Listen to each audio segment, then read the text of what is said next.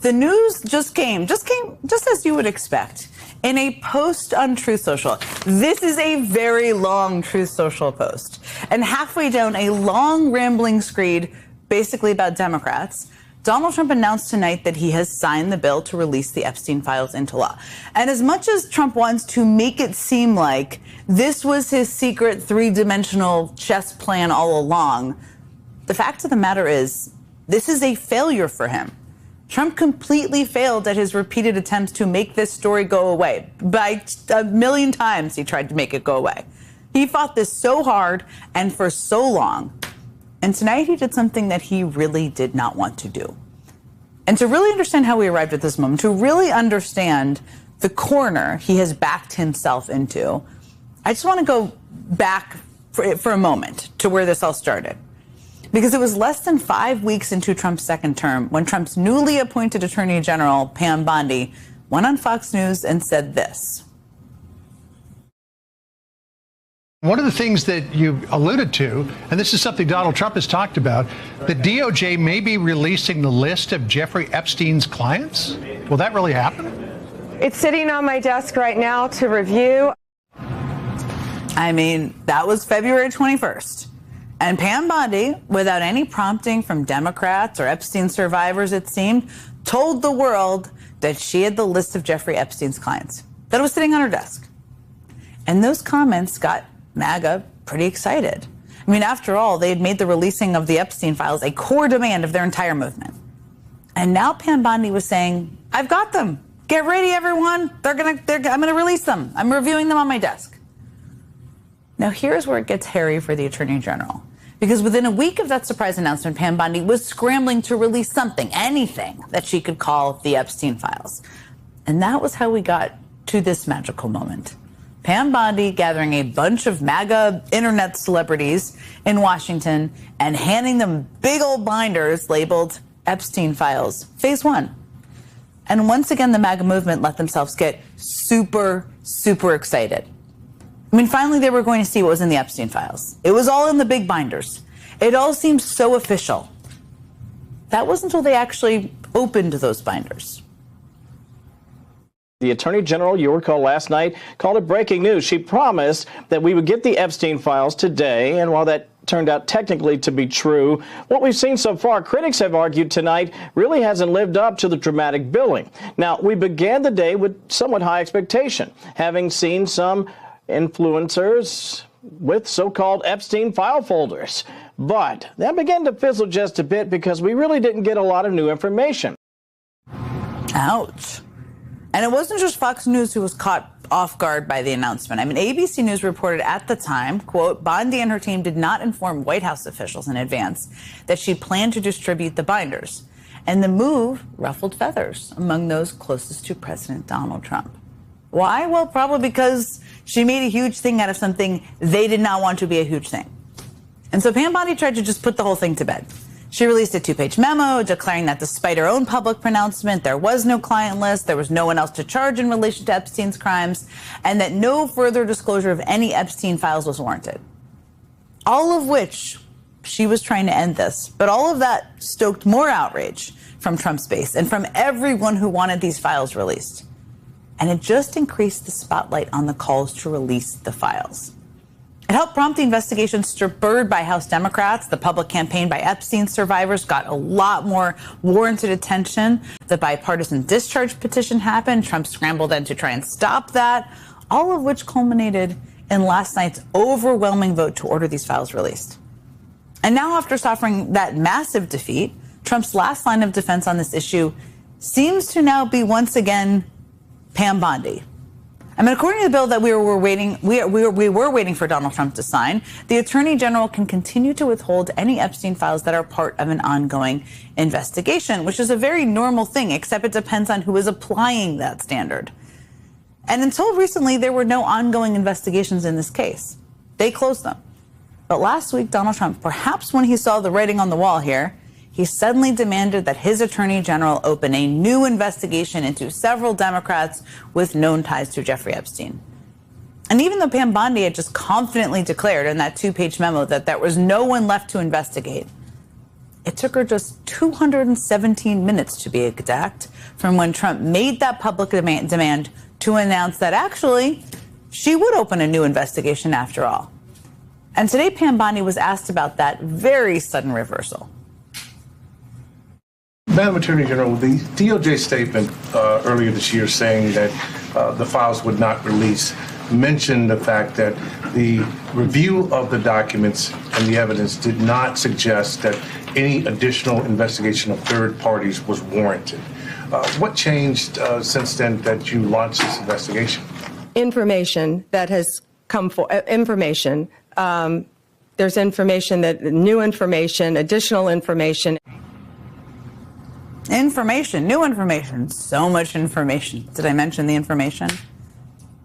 Again, now we know why Kash Patel looked under duress during that whole video. I think it's pretty clear. But again, the time that elapsed between Trump demanding this new investigation and Pam Bondi signing off on it was roughly the length of a Martin Scorsese movie, just to give you a sense. I mean, how much new information could she possibly have gathered in that period of time? Now, during that same press conference, Pam Bondi declined to rule out withholding more Epstein documents because of that investigation. So this is definitely a place to keep a very close eye on over the coming days. I will be for sure. But if Trump is once again relying on Pam Bondi and the Justice Department to save him from releasing these files, I don't think he should start getting his hopes up there. Because in the months since Pam Bondi first bungled the Epstein files release, her DOJ has not gotten any better at carrying out Trump's wishes. If anything, somehow they have gotten worse. I mean, take, for instance, the prosecution of Trump rival James Comey. There are few people Trump wanted to see prosecuted more than the former FBI director. And it was always going to be a challenge, given the flimsy allegations against him. But that hasn't stopped Pam Bondi's DOJ from completely screwing up their management of nearly every detail around this case. I mean, today in court, Lindsay Halligan, the Pam Bondi appointee in charge of that case, admitted to making a huge mistake that could possibly end up getting this case thrown out entirely. Halligan never actually presented the final indictment against Comey to the full grand jury. Only 2 grand jurors reviewed the final indictment. And Comey's legal team is arguing that means all the charges brought against James Comey could be invalid. Now, we're going to dig more into that a little bit later in the hour, the former top DOJ prosecutor. But this isn't exactly a one-off. I mean, that's the point. The prosecution of Trump's other foes isn't going much better either. In the mortgage fraud case against Trump's other foe, one of the other foes, I should say, New York Attorney General Letitia James, a new court filing this week revealed that senior fraud investigators in the Trump administration found no evidence that Tish James had actually committed any mortgage fraud. Which isn't surprising at all, considering Lindsay Halligan landed her job in large part because her predecessor was unwilling to move forward on the case against Comey and James due to insufficient evidence. This has never been about allowing great legal minds to guide prosecutions, obviously not. It's about finding a warm body willing to act on the retribution campaign against the people Trump perceives to be his enemies. That's what it's about. But Pam Bondi's DOJ is still managing to screw it up. So yeah, they are apparently willing to lie for him and do whatever they can to carry out his wishes, but they are not very good at it.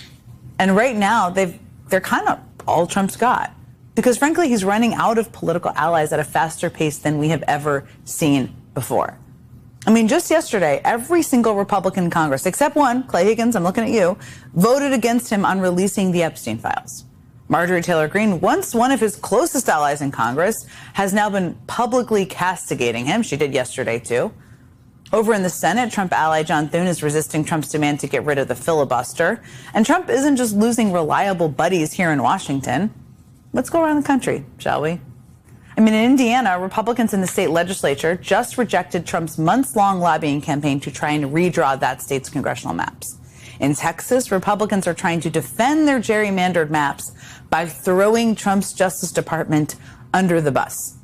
So the attorneys for the Texas Attorney General even went so far as to call the DOJ's legal arguments, quote, legally unsound, baseless, erroneous, ham-fisted, and a mess.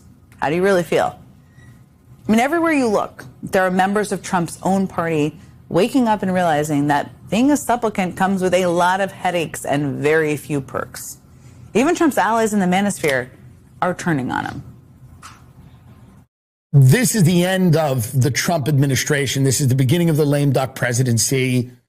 It's obvious to everyone, even his most ardent supporters show up to the White House, like Laura Ingraham, and she's kind of shocked, going, what the hell's going on? I heard there's no files. I heard it's a hoax. And then all of a sudden, he's going to release the files. Well, I thought there was no files. Man. He wants an investigation now. Listen. Like, what is going on? They were making like deportation hype videos with trap beats and shit. And I was like, what are we doing? That's what I'm saying. Everything is turned into like the WWE. I mean, those were some of his staunchest defenders. Some of them were. It doesn't take a political genius to figure out why Trump's allies are suddenly thinking twice about coming to his defense. A new Reuters Ipsos poll out today finds that voters disapprove of Trump's job performance by a 22-point margin. 22 points. That same poll finds voters disapprove of his handling of the economy by a 24-point margin. On immigration, the issue that is supposed to be his signature issue, voters disapprove of Trump by a 10-point margin. And on his handling of the Epstein files, voters disapprove by a whopping 39-point margin. Every day, Trump seems to get more and more unpopular, more politically isolated, and more reliant on the handful of sycophants he has left who are still willing to abuse their power on his behalf. So Donald Trump may be feeling kind of like a loner tonight. I mean, his political allies are deserting him, his poll numbers are tanking, and tonight he was forced to sign a bill to release the Epstein files, which I would note he did without a press pool there, it seems. He's in a corner tonight, weaker than he's ever been. And that raises some important questions. Like, what lengths could he go to try to get himself out of this mess? Because you know he's thinking about it. What will he try to get his incompetent stooges at the Justice Department to do now that his bill has been signed into law? And perhaps most importantly,